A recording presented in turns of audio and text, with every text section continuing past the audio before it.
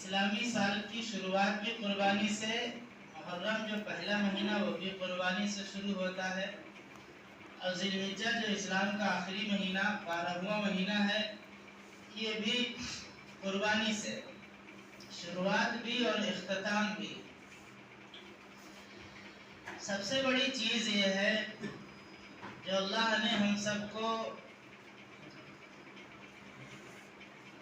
5 احکام سے پابند فرمایا ہے، جن میں سے ایک کا تعلق تو باطن سے ہے، جس کو ایمان بولتے ہیں۔ دل کے اندر توحید و رسالت کو ماننا، اللہ کو اور اس کے رسولوں کو ماننا، اس پر ایمان لانا۔ اس کے بعد جو 4 اعمال ہیں ان کا تعلق ظاہر سے ہے، مثلا نماز ہے، اس کا تعلق بدن سے، روزہ ہے، اس کا بھی تعلق بدن سے، زکوٰۃ ہے، اس کا تعلق مال سے، حج ہے، اس کا بھی تعلق مال سے۔ اور ان 4 اعمال میں سب سے بڑا عمل نماز ہے، اور اس کو حد فاصل بتایا گیا ہے کفر اور اسلام کے درمیان۔ اور یہ نہ بھی اگر ہو تو نماز باطنی اعتبار سے اور ظاہری اعتبار سے، سائنسی اعتبار سے، طبی اعتبار سے ہزاروں گنا فائدے کی چیز ہے دنیاوی اعتبار سے۔ مثلا بندہ سو جاتا ہے، سونے کے بعد نیند مردہ ہو جاتا ہے، یعنی آدھا مر گیا۔ اب نیند کو اسی لیے فرمایا کہ النوم اخوۃ الموت، نیند یہ موت کی بہن ہے۔ ہاتھ سویا، پیر سوئے، آنکھ سویا، کان سوئے، ہمارے بدن کے سارے اعضاء سو گئے، صرف ایک دل ہے جو جاگ رہا ہے۔ اگر دل بھی سو جائے تو آدمی مردہ ہو جائے گا۔ اب سارے اعضاء جب سو جاتے ہیں تو مختل ہو جاتے ہیں۔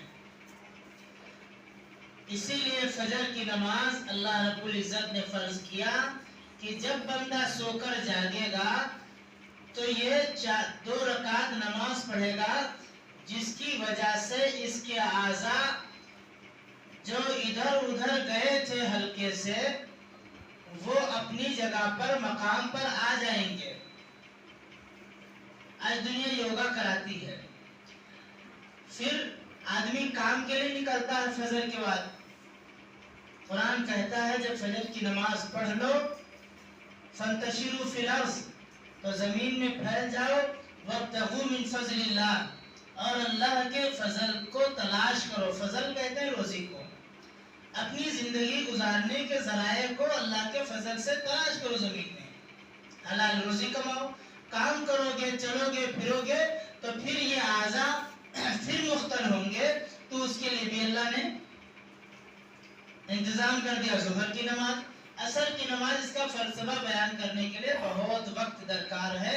یہ نماز اگر کوئی بندہ نہ پڑھے، زندگی میں نہ آئے، تو اللہ کا اور رسول کا ذرہ برابر نقصان نہیں ہوگا، اور اگر وہ پڑھنا شروع کر دے، پوری زندگی ماتھا رگڑے مسجدوں میں، تو بھی اللہ رسول کا ذرہ برابر فائدہ نہیں ہوگا۔ اس میں 100% فائدہ دنیا کا بندوں ہی کا ہے، اور اللہ کے حکم کو ماننے پر اللہ خوش ہو جائے گا، تو آخرت میں ہمیں کیا دے گا اللہ ہی جانتا ہے۔ اس کے باوجود ہم لوگ کوتاہی کرتے ہیں، سستی کرتے ہیں۔ یہ فرض عین چیز ہے، یہ قرضہ ہے، اس کو جب تک ہم ادا نہیں کریں گے، جب تک ہماری معافی نہیں ہو سکتی ہے۔ جمعے میں عام طور پہ ہمارے بھائی آ جاتے ہیں، ابھی عصر میں غائب ہو جائیں گے۔ جو جمعے میں آتے ہیں وہ دوسرے ملکوں سے نہیں آتے ہیں، یا دوسرے محلوں سے نہیں آتے ہیں، وہیں سے آتے ہیں، لیکن دوسری نمازوں میں غائب ہو جاتے ہیں۔ اللہ کے گھروں میں جو بندہ زیادہ جاتا ہے، اس کو عزت کی نگاہ سے دیکھا جاتا ہے۔ یہی وہ گھر ہے جہاں پہ بار بار آیا جائے تو لوگ عزت کی نگاہ سے دیکھتے ہیں، اس کا احترام کرتے ہیں۔ اب دنیا کے کسی گھر کو بار بار جاؤ تو ذلت کی نگاہوں سے دیکھا جاؤ گے کہ کیا بات ہے، یہ بندہ ان کے گھر پہ دن بھر میں 10 وقت آتا ہے، اور رب کے گھر میں جانے سے دین کا بھی فائدہ، سماجی اعتبار سے اپنی وقار و عزت میں بڑھوتری، اور آخرت کا فائدہ تو ہے ہی ہے۔ فرمایا یہ کفر و اسلام، یہ مسلمان اور کافروں میں امتیازی شان کے لیے نماز دی گئی ہے۔ آج ساری چیزیں آباد ہیں، اگر ویران ہے تو اللہ کے گھر ویران ہے، مدرسے ویران ہیں، مسجدیں ویران ہیں، اسپتال آباد ہیں، جیل آباد ہیں، چھوٹے موٹے قیدیوں کو بھگا دیا جاتا ہے، ان کی پیروی کرنے والا کوئی نہیں ہے، وہاں بیڈ نہیں ہے، جگہ خالی نہیں ہے، ہاسپٹلوں میں بیڈ نہیں ملتے ہیں، اناج والا پکارتا ہے آؤ بھائی چلے جاؤ بس گوشت منڈی، سبزی منڈی، پھل منڈی، اعلان کرتے ہیں۔ ابھی ہم بیچ رہا تھا اسی محلے میں، اناج کے لیے پکارنا اور بلانا پڑ رہا ہے، اور میڈیکل پہ چلے جاؤ تو لائن لگانا پڑتا ہے۔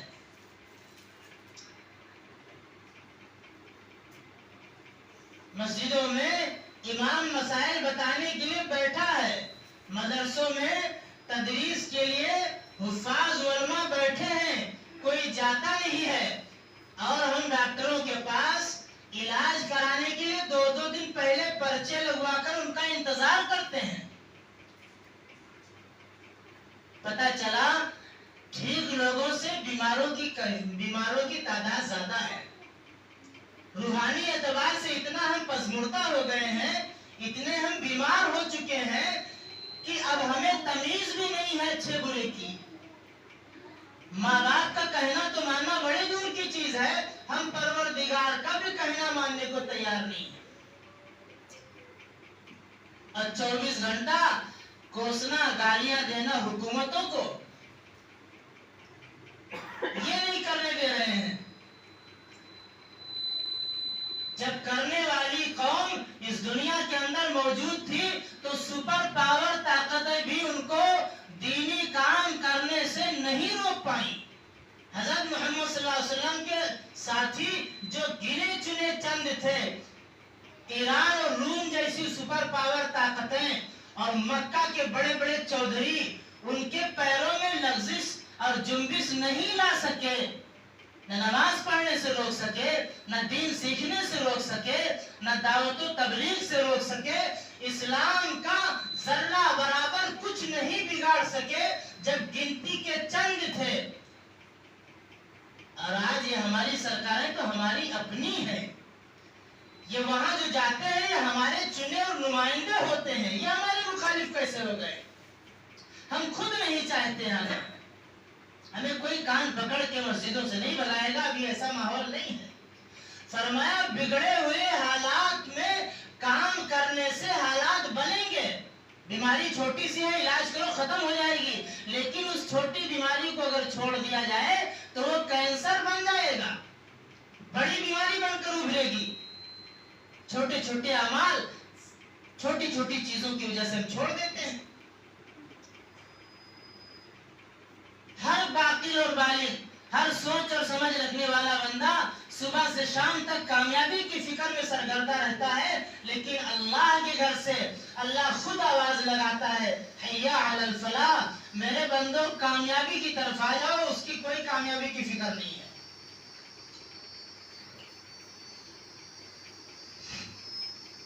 ہماری دنیا نہ بنی تو آخرت تو بن جائے گی۔ دنیا چند روزہ ہے، جیسے دنیا فانی ہے ایسے دنیا کا آرام بھی فانی ہے، دنیا کی غریبی اور مصیبت بھی فانی ہے۔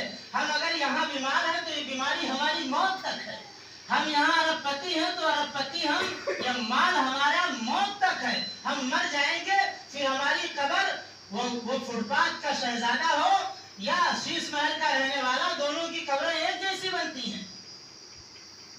ہماری غربت، ہماری مالداری، ہمارا آرام اور نعمت اور ہماری تنگ دستی ہماری موت تک ہے، اس کے بعد جو زندگی شروع ہوگی وہ یہی کمائی کام آئے گی۔